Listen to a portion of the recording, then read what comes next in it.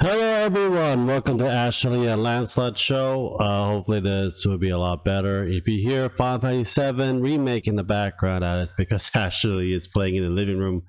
We just got a new couch and we put our 55-inch Samsung TV in the living room and our PS4 Pro. I am trying my best to look for a PS5 and a Xbox Series X, but I do not want to pay over $700 for the unit.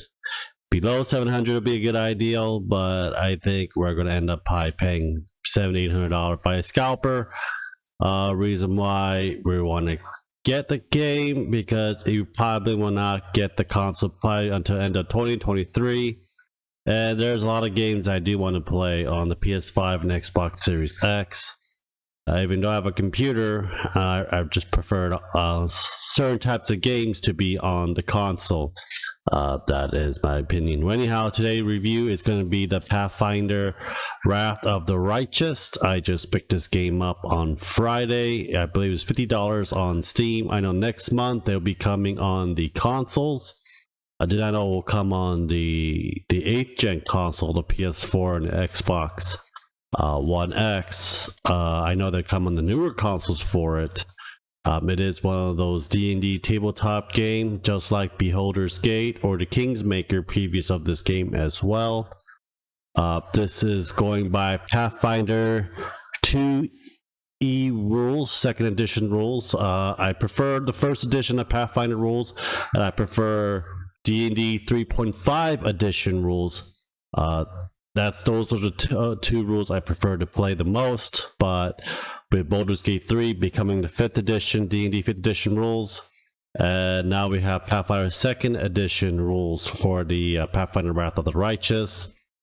To me, it is something to get used to.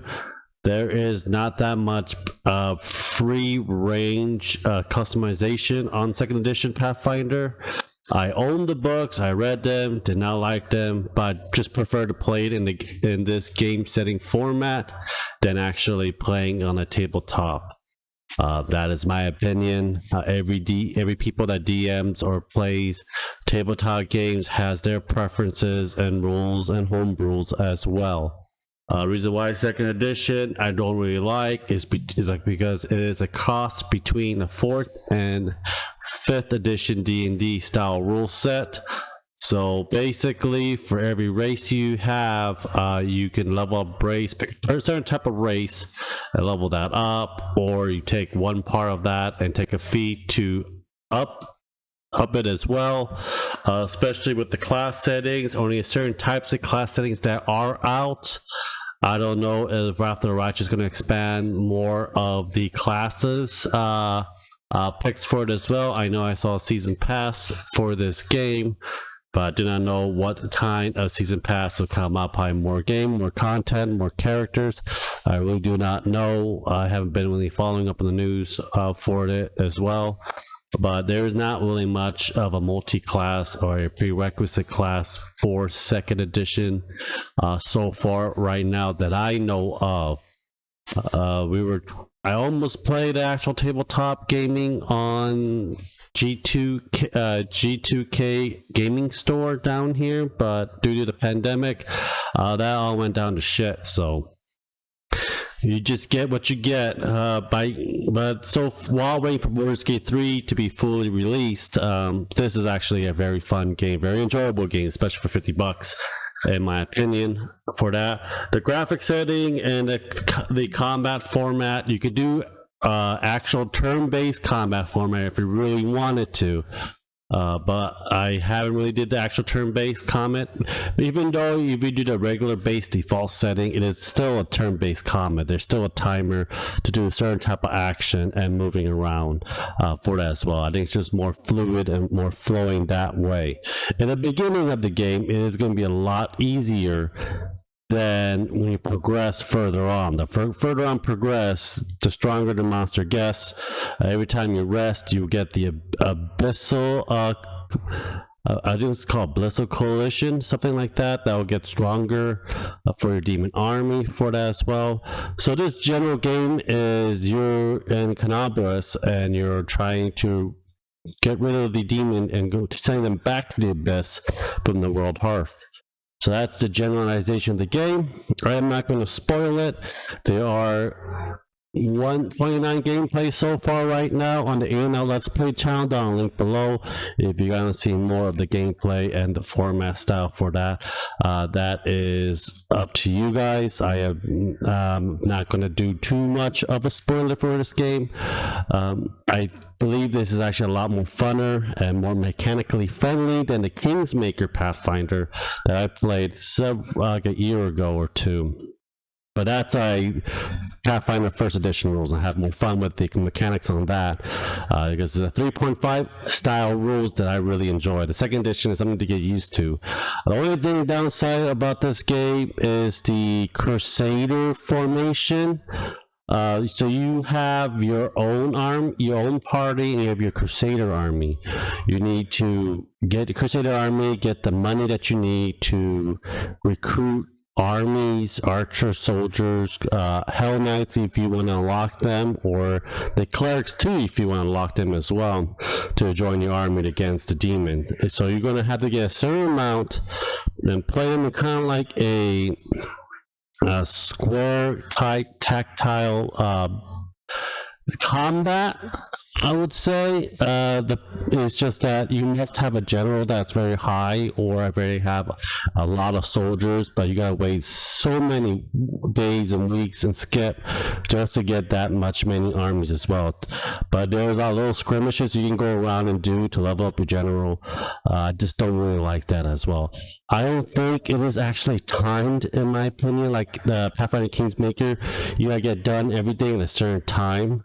I believe this one you don't really have to, because I haven't seen any deadline when do I attack another fort or so far as well. So it's very time consuming to get your Crusader army up to snuff. And also the problem is that I have all these different armies that just split around. I want to combine them into one force, and for some reason I'm not able to do that. So that's very difficult, and almost like I really do not want to play this game just for that, because I feel like I kind of screwed up, used all my resources, wasted my army away trying to figure this thing at the same time. But I'm probably going to play it the second time and get the mechanics more through, for that matter as well. There's a lot of puzzles, a lot of riddles in this game. So if you like riddles and puzzles, this is a good game for you. It took me a while to get some of the puzzles. Some of the puzzles I actually have to look up because it did not make any sense to me. And watching these people that are doing it, I'm like, how in the world are you able to get that color coordination? Like, where did you get the riddle and stuff like that? You know, I just feel like they just did so many combinations, and like, this is how you do it now. It's like, okay. Yeah, because if I can't get it, and a lot of people cannot get it, and there's not actual like a pictogram or a actual riddle saying certain things, you know, some of them they do, a lot of them they just don't. Sometimes there's an arrow that helps. It's just one of those things that you're gonna have to pick and choose and guess. That like, who in the sick mind made this puzzle? That just scratches your head. You just leave. You want to get a character with high perception and trickery. Trickery is for lock picking and disabled traps. There are a lot of traps in this game. Perception, because there's a lot of hidden loot and hidden object and hidden walls in this game to help you make your life a little bit easier. As your first class you should start out with some type of fighter class. Do not do spellcaster until you do like a second run on it, unless you feel very brave enough to play a spellcaster right away. Go for it. It's all on you. So far, I like it. I don't know if I'm halfway the game. Usually there's like Act 1, 2, and 3. I don't think I'll pass Act 1. I already saved Canabras and the Wardstone. I am attacking the other fort towards where the demon army like resides in for a long period of time. There is no really indication, but there are also past characters, NPC characters from the Kingsmaker in here, like the storyteller, and I'm trying to find his ass right now too, because I have little elven scripts that I can't read. I need to give it to him, and it is it is all over the place in the beginning, and you slowly, figuring out what you need to do here and there and so forth as well. I give this game an 8 out of 10. I think it's worth the $50. I don't think it's worth getting the season pass and the DLC. The DLC is just extra items for $20. No, thank you for that. So I believe this is a good game. If you're into D&D, you need that itch until Baldur's Gate 3 fully comes out. Go get it. If you like Pathfinder rules better than D&D module rules, go for that as well. Anyhow, guys, thank you guys for watching. Subscribe, like, and share. I'll talk to you guys next time. Bye.